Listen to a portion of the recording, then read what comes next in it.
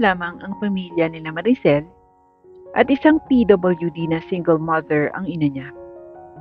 Sa pagkakaalam niya, ay may unang pamilya ang kanyang tatay kaya't hindi pinanagutan ng kanyang nanay. Nay, alam po ba ni tatay na buntis kayo nung pinagtapat niya sa iyo na may unang pamilya siya? Tanong ni Ana sa ina. Anak, hindi ko nasabi sa kanya na buntis ako. Sobrang sakit ng nararamdaman ko ng mga oras na yun.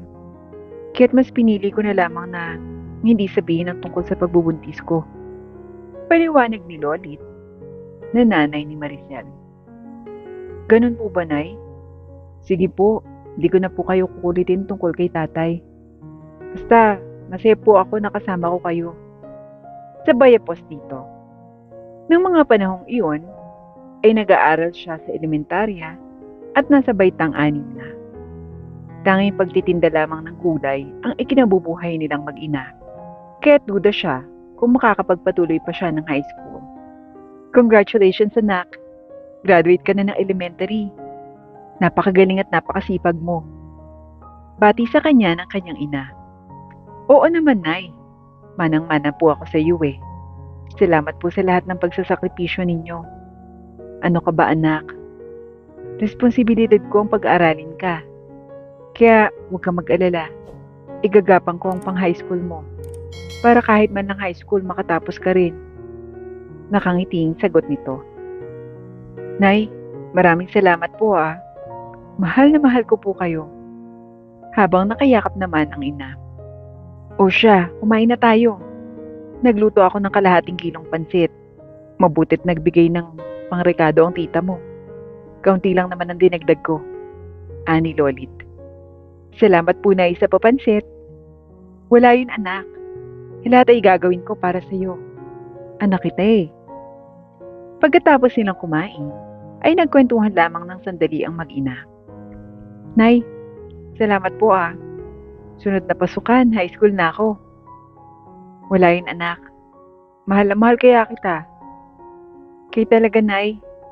Oh, medyo gabi na rin po pala. Oo nga anak. Siya, tayo nang magpahinga at i-enroll na kita bukas din sa high school. Sige po, Nay, matulog na po tayo. Kinabukasan nga, ay kagad namang in-enroll ni Lolit ang anak dahil gusto niyang makatapos man lang ito kahit high school. Ngunit may isang pangyayari ang naganap. O anak, na-enroll na kita ha. Mag-ready ka para sa pasukan. Magaling ka na at bibo. Salamat po, Nay. Opo, ako pong bahala. Habang naglalakad pa uwi ang mag-ina, bigla na lang sumakit ang likod nito at sinabayan pa ng pag-ubo nito na may kasamang dugo. Nay, ano pong nangyayari sa inyo? Anak, wala to. Huwag mo akong alalahanin.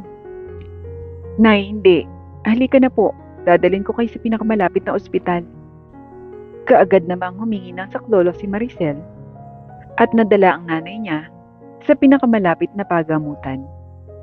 O Nay, kamusta na kayo? Masakit pa ba ang likod niyo? Tanong ni Maricel. Anak, okay na ako. Tara na umuwi. Wala tayong pambayad dito. Nay, sandali lang po. Antayin natin yung resulta ng test niyo. Maya-maya pa ay dumating ang doktor na may examine sa kanya at sinabing, Nay, Iha, may tuberculosis po ang nanay niyo. Ito po ang mga gamot na kailangan mainom niyo at kailangan niyo rin pong magpahinga. Dahil kung hindi, baka hindi niyo na po magawang tumayo pa. Gawa ng likod niyo. Paliwanag ng doktor. Salamat po, Dok. Nay, narinig niyo po yung sinabi ng doktor. Magpahinga daw po kayo. Ako na pong bahala. Anak, paano ako makakapagtrabaho niyan ngayon? Paano ang pag-aaral mo? Nay, ako na pong bahala. Maghanap po ako ng trabaho.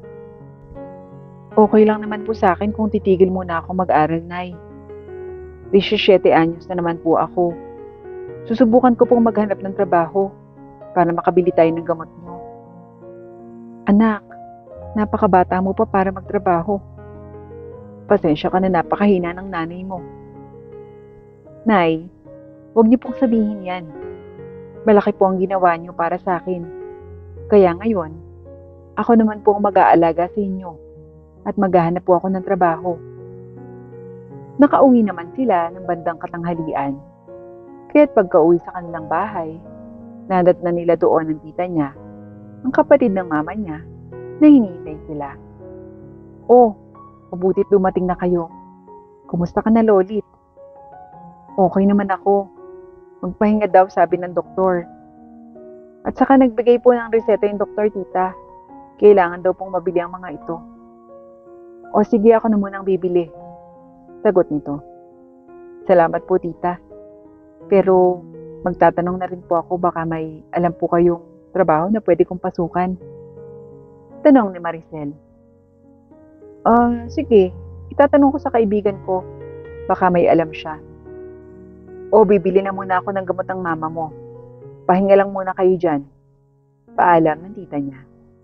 Nay, wag na pong matigas ang ulo Magpahinga po kayo. Huwag kikilos ng kikilos, ani Maricel. Opo, natatawa namang sagot ng nanay niya. Pagbalik ng tita niya, dala-dala na nito ang mga gamot na kailangan ng nanay niya. Salamat po tita sa pagbili ng gamot. Naku, wala yun. Kayo pa ba? Tayo na nga lang magkakapamilya dito Sagot nito. Bigla namang naalala nito ang sinabi ng kanyang kaibigan. Maricel, hindi ba naghahanap ka ng trabaho? Yung kaibigan ko, nagpapahanap daw ng katulong yung kaibigan ng amo niya. 3,000 yung unang sahod at tumataas kada 3 buwan. Paliwanag dito. Talaga po, tita? Pwede po ba ako dyan? Saan po ba sila nakatira? Yun nga lang, sa Maynila pa yun. Pero wala ka nang po problemahin. Kasi sagot din nila yung pamasahe mo papunta doon at libre rin ang pagkain at personal mo pang gamit. Saad ng tita niya. Sige po tita, mag-uusap po muna kami ng nanay. Anak, talaga bang gusto mo yan? Kasi kung napipilitan ka lang, huwag na, kaya ko pang magtiis. Nay, kung kayo po lahat ay gagawin para sa akin, ganun din po ako. Lahat ay gagawin ko para gumaling kayo. Anak, salamat. At mag-iingat ka dun Kada off mo, uwi ka. Mamimiss kita, anak. Mamimiss din kita, Nay. Kaya lang po, kailangan muna nating magkahiwalay para tuluyan na po kayong gumaling. Magpapagaling agad ako para saglit ka lang doon. Kinabukasan nga, ay agad na niyang pinuntahan ng kanyang tita para paalam na tatanggapin niya ng trabaho ni aalok sa kanya. Mabilis namang nasabi ito sa kaibigan niya, kaya't agad na naitakda ang pag-alis ni Maricel. Nay, bukas na po yung alis ko. Alagaan niyo po yung sarili niyo Isipin niyo na lang na nasa kabilang bayan lang po ako at malapit na ding umuwi para hindi po kayo malungkot. Sagot ni Maricel. Mag-iingat ka dun, anak. Mahal na mahal kita. Hindi rin nagtagal, ay nakaluwas na ng Maynila si Maricel at ang kaibigan ng kanyang tita. O Ana, ito ang bahay na magiging amo mo. Magpakabait ka Wala silang anak. Tanging paglilihis at labas sa kaluto lang ng pagkain nilang gagawin mo. Paliwanag dito. Sige po ate, salamat.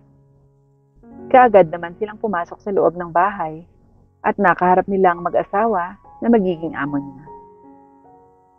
Sir, eto po si Maricel. Masipag at mapagkakatiwalaan po. Sabi agad ng kaibigan ng tita niya. Sige, okay na yan. Kailangan talaga namin ng kasambahay dahil busy kami sa trabaho. Sabi naman ng mag-asawang Densyo at Dina. Mauna na po ako, ma'am, sir. Paalam naman ang kaibigan ng tita niya. Halika, ituturo ko sa iyo ang magiging kwarto mo, pati ang daily routine na gagawin mo. Okay po, ma'am. May oras ang pagkain dito.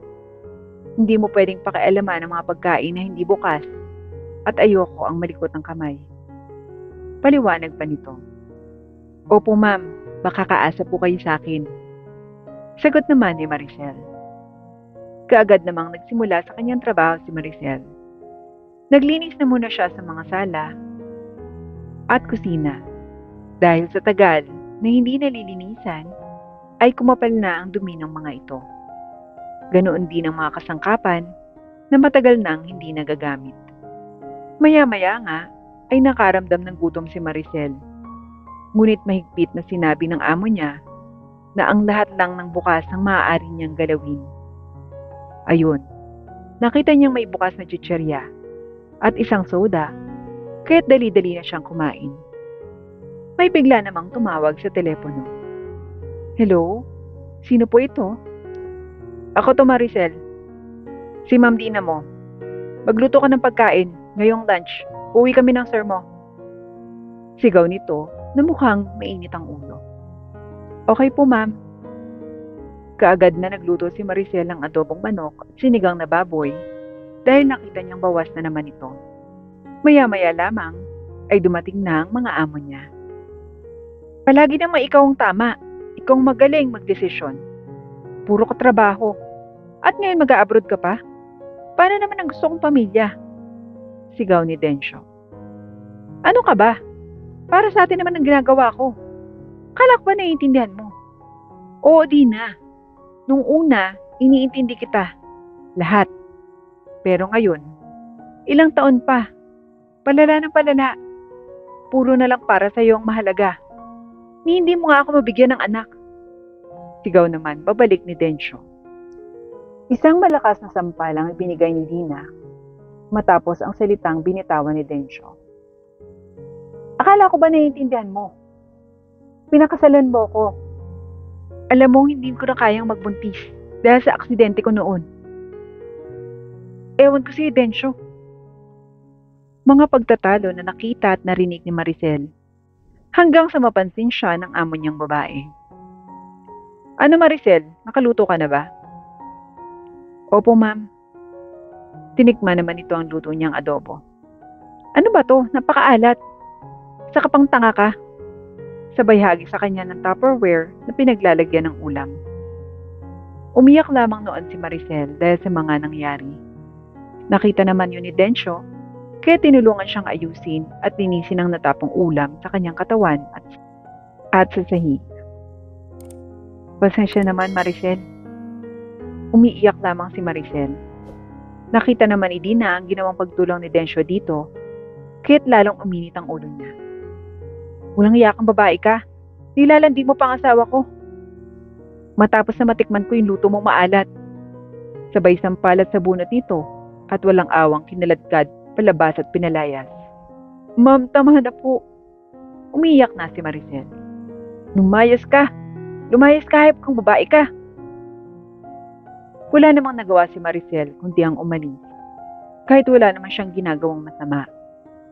Simula noon, nag-apply siya sa iba hanggang sa makapasok siya ng part-time sa isang hotel bilang housekeeping. Pinag-igihan niyang mabuti para lamang ma-regular siya. Finally, Maricel, regular ka na. At full-time na ang trabaho mo dito sa Hotel Kasiana. Saad ng HR. Talaga po, ma'am? Thank you po talaga. Sobrang malaking tulong po ito sa nanay ko. Salamat po. Tumagal pa ng tumagal si Maricel hanggang sa naging taon na nga ang trabaho niya sa hotel. Maraming mga kwarto na rin ang nililinis niya doon. Hanggang sa isang araw, isang tao ang hindi niya inaasahang makita sa isa sa mga kwarto ng hotel. Housekeeping po, katok niya.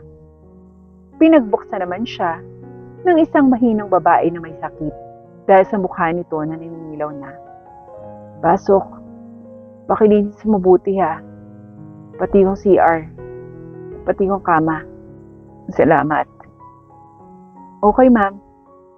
Kaagad namang nilinis ni Maricel at nang matatapos na nga, ay biglang umiyak sa kirot at sakit ang babae. Ano pong nangyayari ma'am? Nakaturo naman sa isang gamot ang babae, kaya't inabot naman niya ito agad. Salamat ah. Madalas na umatake ang sakit ko. Kaya pain reliever lang ang ginagawa ko. Ganun po ba? Palagi palang dapat na nasa katawan niyo o malapit ang gamot, Ma'am Dina. Kilala mo ako? Tanong nito. Opo, ako yung dati niyong katulong, si Maricel. Pakilala niya. Maricel? Ikaw nga yan. Patawad sa ginawa ko noon. Tingnan mo nga naman, ang liit ng mundo.